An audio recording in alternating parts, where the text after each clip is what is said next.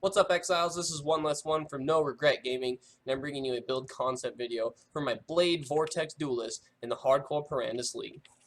In this video, I'm going to be going over the required uniques, the offenses and defenses that I hope to achieve, and I'll be explaining the leveling process, the mid-game, and the transition to early maps. I'll be including a link to the talent tree in the description below. It'll be a tiny url.com link, so you can just click on that. It'll be hyperlinked, and it'll take you right to the passive tree. So let's get started. So I'm going to be doing a duelist, and the reason I'm going to be doing a duelist is to take advantage of the Gladiator ascendancy passives. In the duelist, the ascendancy passives give you 8% block chance if you've been hit recently, 4% physical damage, 4% increased physical damage for each block attack you've blocked recently, and 2% movement speed for each attack you've blocked recently. But the big one is the versatile combat node, which is 100% of block chances applied to spells. This is going to be a max block Blade Vortex build. It's incredibly powerful. I've played Vortex in the past, but the only problem is that it was a little squishy. I was playing a witch, and I had a kind of an issue. I think I killed myself to reflect, so I'm hoping to solve that with this character. So let's go over the required uniques. There's 3 uniques that are required that I would say.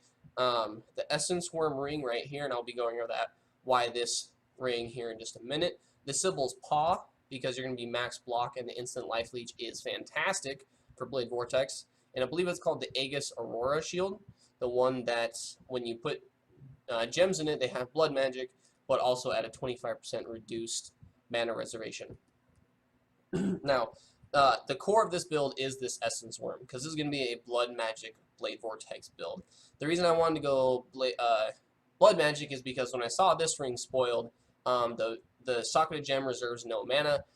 This made me think you could make a blood magic build and still use an insanely powerful aura, and the one that I'm going to be using is Hatred. So with a level 20 in here, hopefully if I can corrupt it to 21 and get it to level 23, I can get up to 51% cold added on top of my physical, which will effectively multiply my damage by 1.5 times. The 40% increased mana reserved is a global effect, so anything else reserved will be at a 40% increased mana. And since I'm going to be blood magic, actually blood magic from the tree, it's going to be a little bit of a bitch. So what I'm going to be doing is I'm going to be picking up that shield, putting a Blasphemy Curse with Warlord's Mark in there, and hopefully an Enlighten if I can get a good level 1, plus a little bit of mana reservation reduction from the tree, and with that I can get a Blasphemy down to 16% life reserved, since I'll be using blood magic, it'll be life, not mana. And that is roughly, to give you guys an example, if you have a character with 6,000 life, you'll have about 5,000 with a little extra unreserved. So 5,000 life is plenty to get into high tier maps. If you push your gear even higher, you can probably get to 5,500 unreserved. The talent tree that I have planned out for this guy has 210% max life, so it'll be really easy to obtain a high amount of life pool. Excuse me. So the leveling process for this character, I would say level him as melee. Since you're going to be doing a duelist, it's easier to level as melee than a caster right away. You can probably do a level 24. You can switch to Blade Vortex because you're going to have the Reverb Rod, which I'm going to probably do just because I like playing the Blade Vortex. I love how it plays, so I'm going to be playing that a little bit.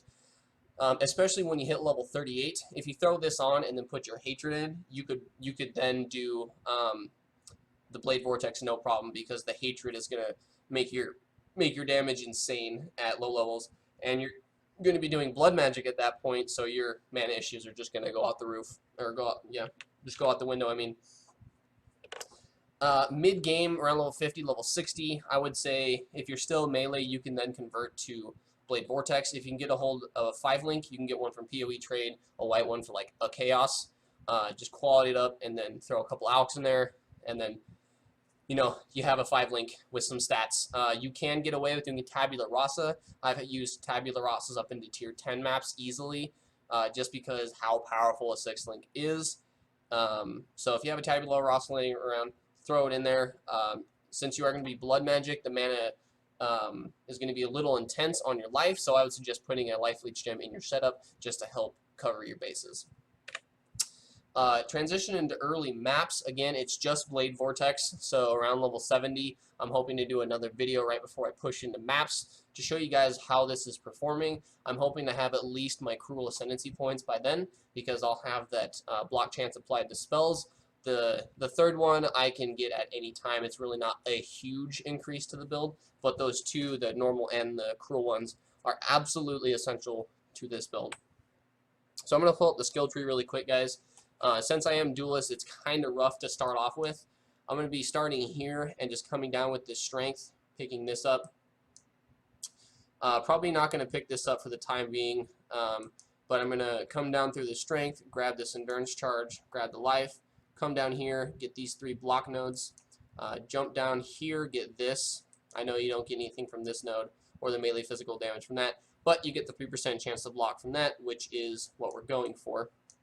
From here, I would go left, come up through here, get this life node, get this Soul of Steel. This thing is fucking crazy good for just anything. It's insane. You get a free endurance charge plus like almost 100% armor, which is insane. So I would definitely pick that up if you can. If you need some extra points, you can drop it, but I would really suggest trying to get this. By level 38, I am hoping to have all this plus this life and jump down here, get this blood magic and the mortal conviction down here. By doing this pathway, I should be level 38, and then I can put on my Essence Worm and put my Hatred in there. And with Blade Vortex level 38 and Blood Magic, I'm not going to have any mana issues, and I think I'm just going to start steamrolling the game. Come up here, grab the Unwavering Stance. This Keystone's really efficient for this build because you're going to be standing still a lot and casting, and every time you block, since you're going to be max block, you're going to be blocking a lot, and every time you block, you get a little micro stun, which will interrupt your spell casting. So by having this while you're casting, you're not going to be interrupted, and you can continue to cast, and the more blades you have, obviously, the better for this build. Come up through the block here, grab this, grab these life nodes. You can grab these life nodes if you so choose to for some more armor. I'm circumventing grabbing this for some chaos and life nodes up by the Templar. You can use 2 points and get this, but I'm just not gonna worry about it. You're gonna route around here, grab this endurance charge and life regeneration, grab these 2 life nodes, come back up here. You're gonna shoot up here, grab this life wheel, grab these 4 nodes here for the extra block chance.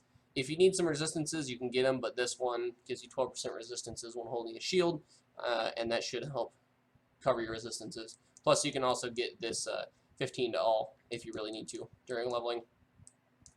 You're going to continue up here, grab this endurance charge. You're going to jump over here to the right, grab the Sanctity, come up to the life, grab this, then grab the AoE. This is the only AoE tree nodes on the tree you're going to get. If you want to sacrifice a lot of points and block, you can come up here and get this Witch node, but you're not really going to need it.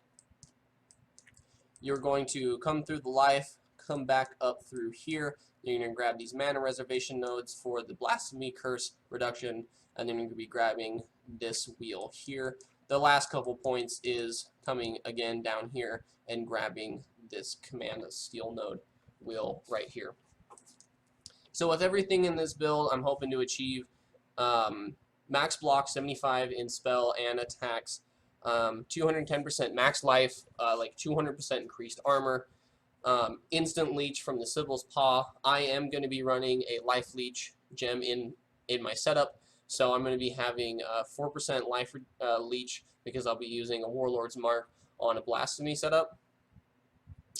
And with that, plus 7 endurance charges, massive life regeneration, crazy amounts of armor, I have a really hard time seeing this character dying.